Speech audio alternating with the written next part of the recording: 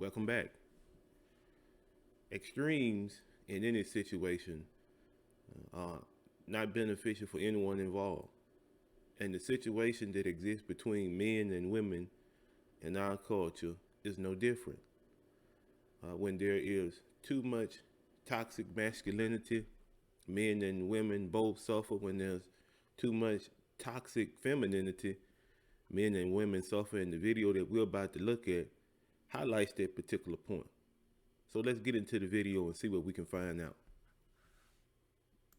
Parents at a Victorian school are outraged after their sons were forced to stand up at a school assembly and say sorry for sexism. The boys at the college in Warrnambool were told to apologise to girls for offensive behaviour on behalf of their gender. He said that he was made to stand up and basically apologise. It wasn't explained properly to the male students what they were doing or why they were doing it. The school now admits while their intentions were good, they got it wrong in this case. Parents. So, in this small clip that we just looked at, did you notice what the circumstances were?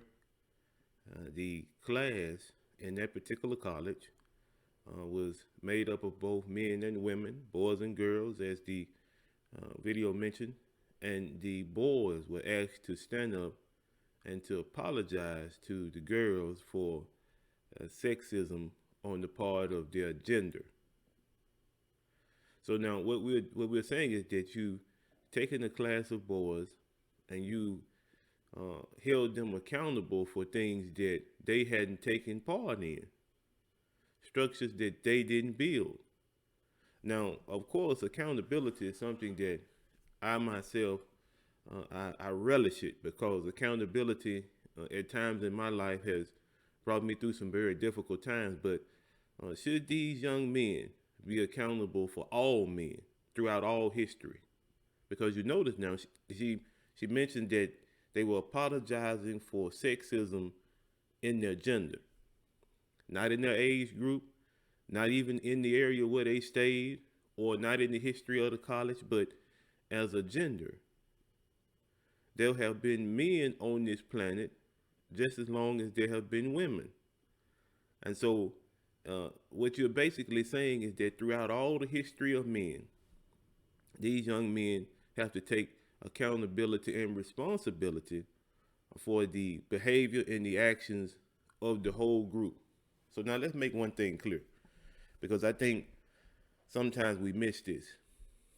In every group, no matter how you divide it, whether it's by race, religion, age, whatever you come up with, whatever standard you use to divide, in each group, there are members of that group that behave in a way that is unbecoming for the group as a whole. So what am I saying? I'm saying that there have been men throughout history that may have been tyrannical.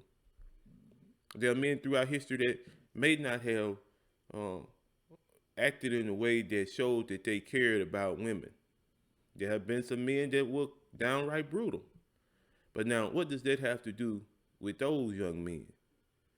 What does that have to do with the majority of men who have been responsible, ethical, and they've been individuals who have been trying to move society ahead in a positive direction? What about those?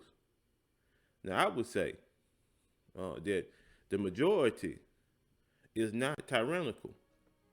I would say that the majority of men are just as I described them, ethical and hardworking.